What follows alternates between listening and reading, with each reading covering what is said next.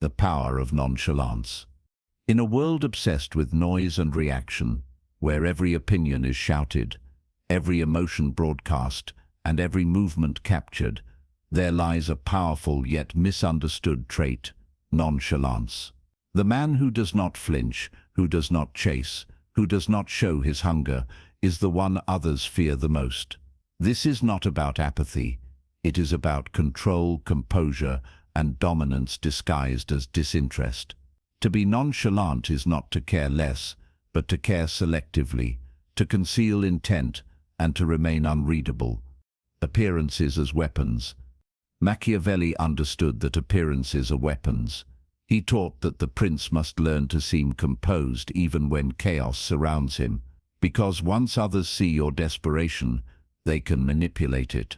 But when they see nothing, when your eyes reveal no need, your face no urgency, your words no panic, they are left disarmed.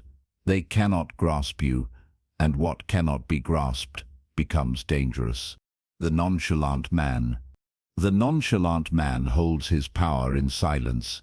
He speaks with economy, acts with calculation, and does not rush to fill the air with noise. He does not display the full range of his emotions.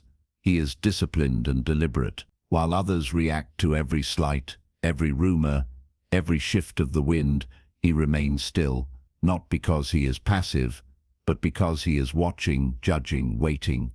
There is strength in making others uncertain, in becoming the question that lingers in their mind. Why doesn't he react?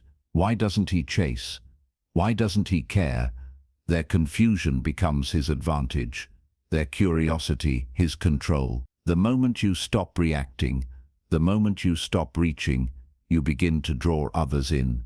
The world moves toward mystery, avoids the predictable, and clings to the unknown. Psychological warfare. Machiavelli never advocated for emotional transparency. He wrote that a ruler must know how to hide his intentions. Nonchalance is the perfect disguise. It is not an absence of emotion, but the mastery of emotion. It is showing nothing while feeling everything, thinking deeply while appearing detached, holding the upper hand while pretending not to notice. When you are nonchalant, you dictate the emotional climate. Others must guess how you feel, what you want. You offer no tells, no obvious signs, no openings. They play your game while believing they are playing their own. And by the time they realize it, they've already revealed themselves. Their cards are on the table. Yours remain hidden. This is psychological warfare. The one who seems to need nothing is often the one who controls everything. The training of nonchalance. But this calm is not natural. It is trained. The nonchalant man has taught himself how to pause, how to delay, how to observe. He has built distance between his emotions and his expressions. He does not confuse urgency with action, visibility with influence. He moves only when it matters, and when he moves, people notice. You cannot beg for respect and expect to receive it. You cannot plead for attention and maintain dignity. The man who is truly confident, truly in control, appears to care less. Even when he cares deeply, he never shows it too soon. He understands that emotion is a currency, and he spends it with precision. The paradox of power. The world respects what it cannot fully understand, what it cannot predict, what it cannot dominate. The nonchalant man becomes a symbol of this resistance. He is the embodiment of discipline in an age of impulse.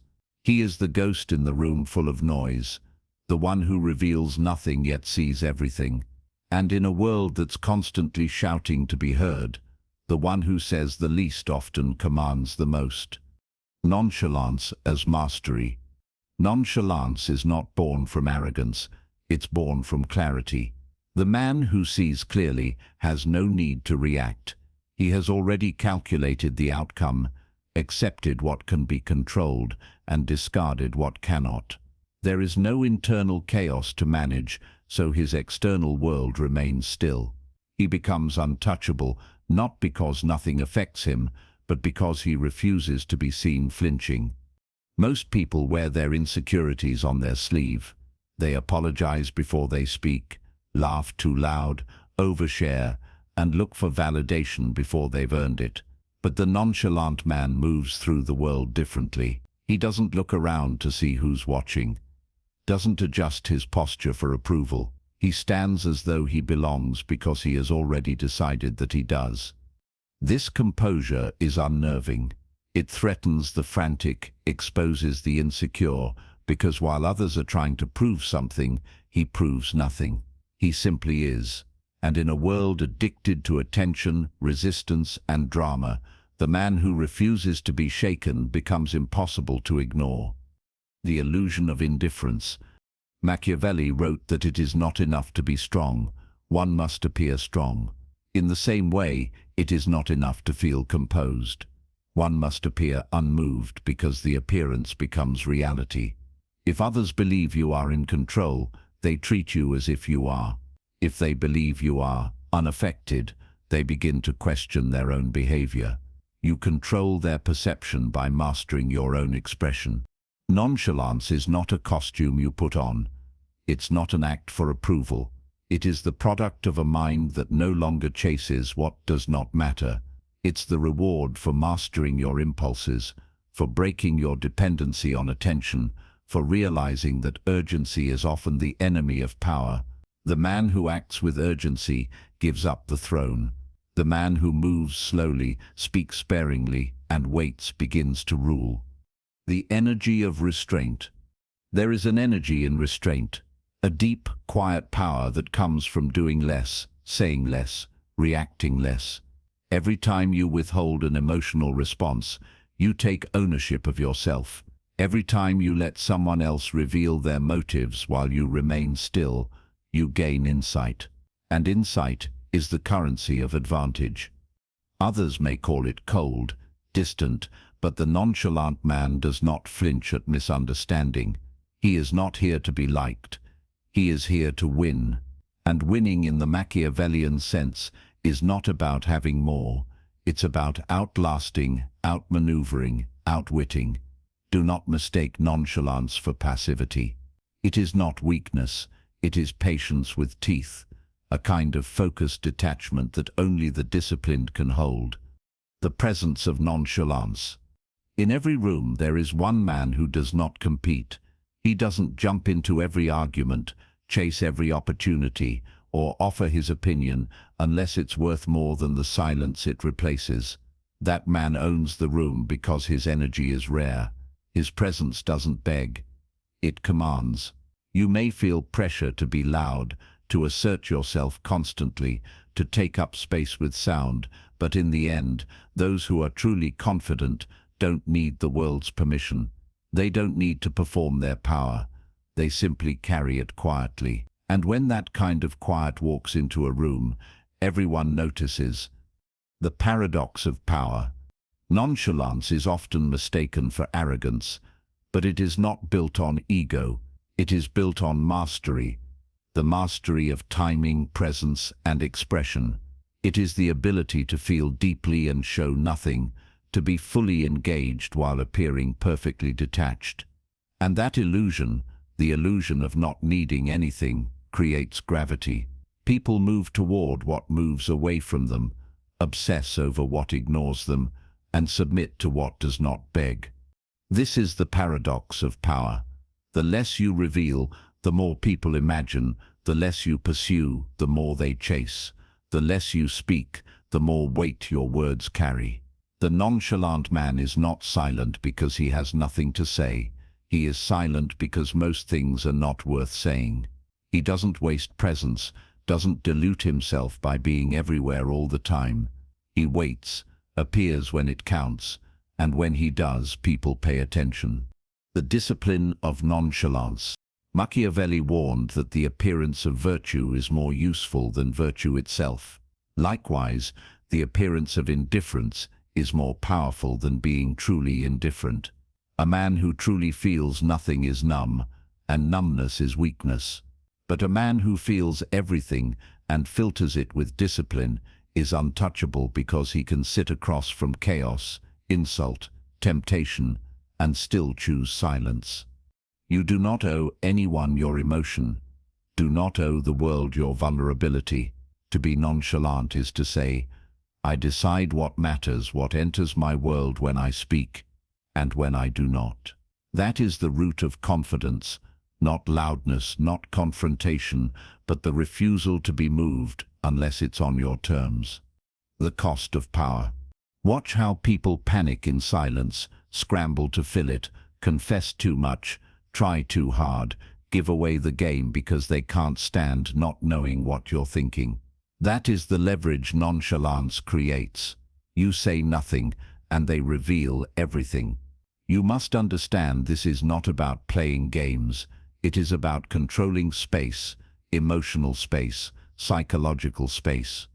If someone angers you, and you remain calm, they lose control. If someone insults you, and you remain unaffected, they become uncomfortable. If someone resists you, and you do not chase, they question themselves. This is how power is built, not through domination, but through discipline. The man who does not flinch has spent years training that stillness. He has faced his fears in private, burned through weakness, and learned the difference between reaction and response. The mastery of self. Reaction is cheap, instinctual. Response is rare, strategic. The nonchalant man lives in response. He knows what he wants but is not desperate. He knows who he is, so he does not perform. He knows what he brings, so he does not sell himself. And this quiet certainty radiates. It does not need promotion. It is felt, not heard, seen, not explained. You must learn to sit with the tension of being misunderstood, to hold your expression when someone misjudges you, to delay gratification when attention is within reach, to keep your plan to yourself even when your ego wants applause. That is the cost of power, the price of poise, the discipline of nonchalance. The final lesson. There will be moments when you want to react, when silence feels like weakness, when walking away feels like losing. But remember, most people are ruled by impulse.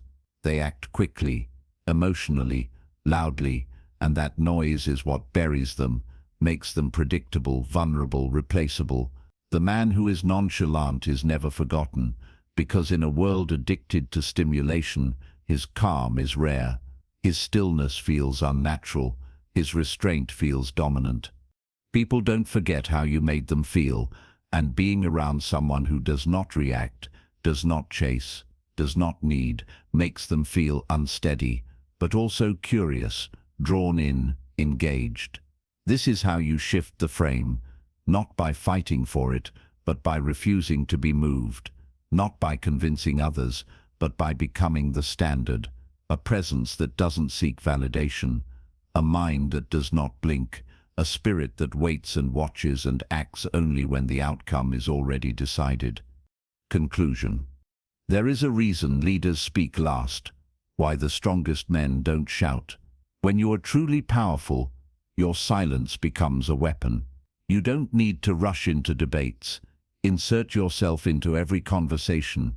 You let others exhaust themselves trying to be seen, and when the dust settles, when the noise dies down, you are still standing, calm, clear, unshaken. The nonchalant man is not rushed by time, nor swayed by popularity. He understands that the world is frantic by nature, that people are impulsive, insecure, reactive, and that they chase trends, approval, attention. But when you rise above that, when you appear immune to the rush, you become magnetic. You stand out, not by demanding attention, but by mastering your presence. Machiavelli understood this balance. He knew that to rule, a man must be feared more than loved, but without becoming hated. Nonchalance walks that line perfectly. It inspires respect without needing affection, holds power without needing volume, because power built on mystery is more durable than power built on noise. When you speak, your words carry more weight, not because they are louder, but because they are rarer. When you act, your movements have more impact, not because they are grand, but because they are deliberate. The nonchalant man does not waste himself. Every expression, every gesture, every moment of attention is measured, and that makes his presence feel sacred. People crave certainty, look to others to feel safe, guided, anchored. The nonchalant man provides that, not through reassurance but through stillness. He does not explain himself, does not over-clarify. He lets his actions speak and his silence echo, and in that quiet confidence, others find stability. Even in relationships, nonchalance is power, not the cold shoulder, not emotional manipulation, but emotional sovereignty. The ability to care without clinging, to love without losing yourself, to be fully present without being fully exposed. When you hold your center, you create polarity, tension, depth. And in that space, others are drawn closer, not because you chase them, but because you don't. There is a beauty in not needing, in being whole before anyone arrives, in not performing softness just to be accepted. The nonchalant man is not unkind, he is simply unshaken. His peace is not a strategy, it is a state of being earned through trials, loss, quiet battles with the self. And that inner victory cannot be stolen. Machiavelli taught that fortune favors the bold, but boldness does not always roar. Sometimes boldness is refusing to be provoked, refusing to be baited, refusing to lower yourself to the level of those who are desperate to pull you down. That restraint, that quiet refusal, is one of the boldest things a man can practice. The world will test your calm. It will insult you, dismiss you, misunderstand you, try to trigger you into reaction, into proving, into explaining. But the test is not about how loud you can fight. The test is whether you can walk through it all, silent and unmoved, eyes forward, shoulders steady, intent focused. That's what makes you rare. That's what makes you remembered. Not the noise you make, but the calm you keep. Not the approval you chase, but the gravity you carry. You do not become nonchalant by accident. You become nonchalant by design, with patience, with pain, with purpose. Power is quiet. Real power moves without sound. It does not explain itself. It does not seek applause. It does not chase validation. It simply exists, immovable, deliberate, undeniable. And that is the essence of nonchalance, not pretending not to care, but being so rooted in self-mastery that the world cannot shake you. This is not the absence of emotion. It is the presence of control, the ability to hold tension without breaking, to hear insult without reacting, to feel pressure without rushing. The nonchalant man is not void of feeling. He is overflowing with discipline, and discipline is the highest form of self-respect. You must understand that nonchalance is earned. It is not natural to most. We are born impulsive, crave approval, want to be understood. But the man who trains himself to rise above those urges, to delay gratification, to remain composed, to observe without reacting, becomes untouchable. Not because the world stops testing him, but because he stops flinching. Machiavelli understood the theater of power. He knew that perception shapes influence. If you appear desperate, you are treated as weak. If you appear calm, you are seen as competent. If you appear detached, you are feared. The nonchalant man plays this theater masterfully, not through manipulation but through consistency. His power is not an act, it is a habit. He is predictable in his stillness. He does not react differently depending on who is watching. He does not become more impressive under pressure. He is the same alone, in a crowd or in conflict. That consistency creates trust, and trust, even when unspoken, builds control. When others realize they cannot provoke you, they start to adjust themselves. They hesitate, reconsider, reflect, because you have become a mirror, and in your calm they see their own chaos. Your restraint forces them to confront their own noise, and in that contrast you rise above them without saying a word. This is not about superiority. It's about sovereignty, being the master of your space, the ruler of your energy, the architect of your presence. You choose when to speak, when to move, when to reveal. You are never dragged, never exposed, never rushed, because you've built an inner world that cannot be invaded. The nonchalant man does not fear being misunderstood. He understands that mystery is more powerful than explanation, that suggestion is more seductive than confession, that a calm face is more commanding than a loud voice. He does not trade his strength for sympathy. He does not beg to be known. He lets others project, assume, wonder, and he remains still. Stillness creates contrast, and contrast is power. In a world of talkers, the listener is dangerous. In a world of reaction, the man who pauses becomes unpredictable. In a world of noise, silence becomes a presence all its own.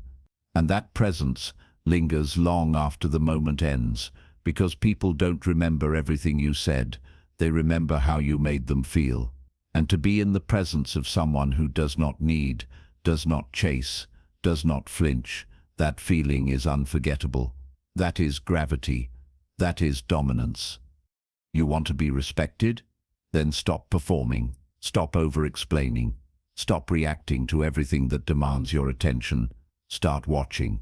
Start withholding. Start measuring your energy like it's the most valuable currency you own, because it is. A man who can stay composed under pressure, who does not reveal his hand, who lets others speak first and react last, that man holds real power. Not the kind that flashes and fades, but the kind that lasts, the kind that builds empires, bends perception, and shifts the emotional balance of every room he enters. Nonchalance is not about caring less. It's about caring precisely, about directing your energy only where it matters, about remaining stable when others are desperate to see you unravel. It is quiet strength, sharp restraint, strategic presence. It is not for the weak, not for the impulsive, but for the man who has looked into chaos and refused to blink, who has mastered himself so completely that the world must learn to respond to him. And that is the final lesson. Be nonchalant, not to appear powerful, but because you already are, because you've already mastered the art of self-control and discipline. In a world that thrives on noise and reaction, nonchalance is the ultimate form of power.